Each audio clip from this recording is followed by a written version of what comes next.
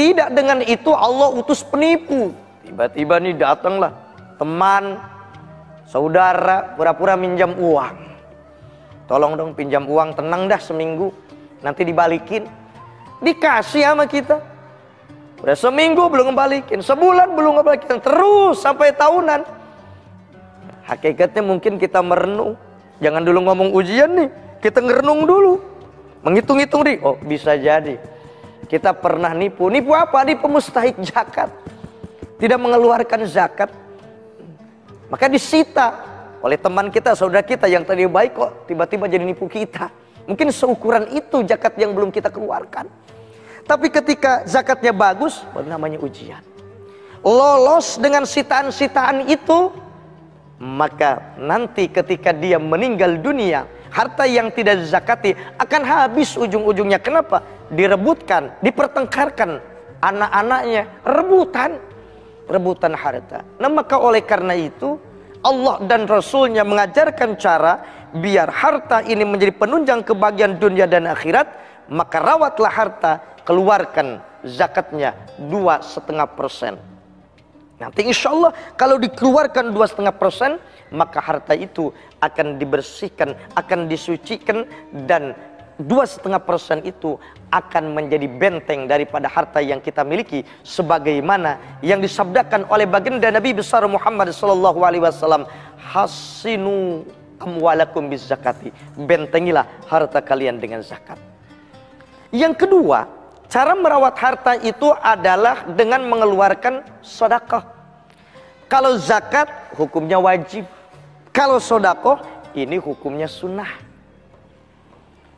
Zakat tujuannya mensucikan harta, membentengi harta. Kalau sedekah itu mengembangkan harta, menyuburkan harta. Vitaminnya harta adalah sedekah. Maka kata baginda Nabi besar Muhammad SAW, untuk kita bersedekah itu nggak mesti harus menunggu banyak rezeki. Justru dengan bersedekah itu akan memancing datangnya banyak rezeki, akan memancing dimudahkannya banyak rezeki. Maka kata Rasulullah, istaunzilu rizqa bis sadaqati, ay utlubu nuzula rizqi bis sadaqati. Yaitu kata Rasulullah, pancinglah rizki itu dengan sedekah, perlancarlah rizki itu dengan sedekah, jemputlah rizki itu dengan sedekah. Bahkan dalam hadis lain kata Nabi, ketika kita bersedekah jangan menunggu kaya. Justru dengan bersedekah kita akan menjadi orang kaya. Maka Rasulullah SAW bersabda, inna tasadduqa yajlibul ghina ayurisul ghina. Kata Nabi, sesungguhnya sedekah itu akan mewaris kaya. Dan kekayaan yang akan diperoleh oleh sedekah itu ada 5 tahapan. Yang pertama, ginal qalbi, dengan kita bersedekah akan kaya hati, tenang batin. Yang kedua, ghinal jiyah, dengan bersedekah kita akan kaya wibawa, derajat diangkat oleh Allah, timbul kepercayaan dari berbagai kalangan. Istiqomah kita sedekahnya naik level ketiga, ginal ilmi, dengan sedekah kita akan kaya ilmu, diberikan limpahan ilmu laduni sesuai dengan bidang dan profesi kita masing-masing, melakukan aktivitas pekerjaan gampang saja karena diberikan kemudahan. Ketika kita sedekahnya istiqomah, diberikan ginal mali, yaitu kekayaan harta. Jadi dengan sedekah enggak ujug-ujug kaya harta. Yang pertama, tenang dulu batinnya, diangkat derajatnya, diberikan limpahan ilmu, kemudian harta ngikuti. Ketika kita istiqomah sedekahnya, ginal akhirati, diberikan kekayaan akhirat. Karena sedekah yang kita keluarkan itu salasina fi dunya, 30 lipat balasannya Allah berikan di alam dunia, wasabiina fil akhirah, 70 lipat Allah berikan di akhirat sebagai amal soleh. Bukankah setiap kita ingin masuk surga?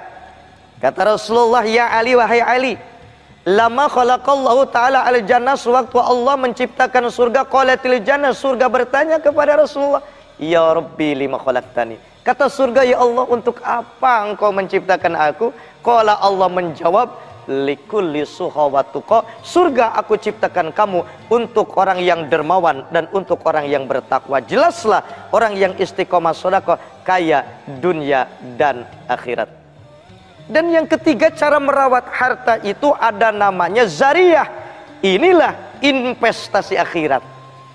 Kalau dengan beragam tawaran investasi dunia saja kita yakin, kita percaya, walaupun terkadang ada yang iya, terkadang kan ada yang motifnya yang tidak benar juga, terjadi penipuan dan sebagainya. Kita percaya dengan investasi yang dibuat oleh manusia. Kenapa kita tidak mencoba yakin? Kenapa kita tidak mencoba percaya akan investasi akhirat yang dijanjikan oleh Allah Subhanahu wa taala, yang kita ini nantikan akan kembali ke negeri akhirat, akan hidup di akhirat itu selama-lamanya. Ketika kita hidup di dunia yang sementara ini, kita perlu aset-aset yang banyak. Begitupun kita nanti hidup di negeri akhirat, kan abadan abada, selama-lamanya, berarti kita perlu aset sebanyak-banyaknya. Maka selagi kita hidup, ketika kita diberikan rezeki oleh Allah, diberikan titipan harta oleh Allah, jangan lupa kita untuk investasi akhirat yang disebut dengan sedekah jariyah. Apa contohnya sedekah jariyah? Kita mengorbankan harta diantaranya untuk pembangunan masjid. Karena kata baginda Nabi besar Muhammad SAW, man bana masjidan banallahu lahu baitan fil jannah. Siapa saja orangnya yang ketika hidup di alam dunianya menginfakkan hartanya untuk sedekah jariyah, pembangunan masjid, maka Allah bangunkan gedung yang indah di surga. Maka oleh karenanya, semangat melalui pertemuan ini, terus kita semangat bekerja mencari harta yang halal. Tapi setelah harta didapat, jangan lupa harta ini dirawat dengan 3 cara: zakat, sedekah jariyah, agar harta yang kita cari capek-capek itu bisa menopang kebahagiaan hidup dunia dan akhirat dan mengetuk ridhonya Allah Subhanahu wa taala. Billahi taufiq wal hidayah. Assalamualaikum warahmatullahi wabarakatuh.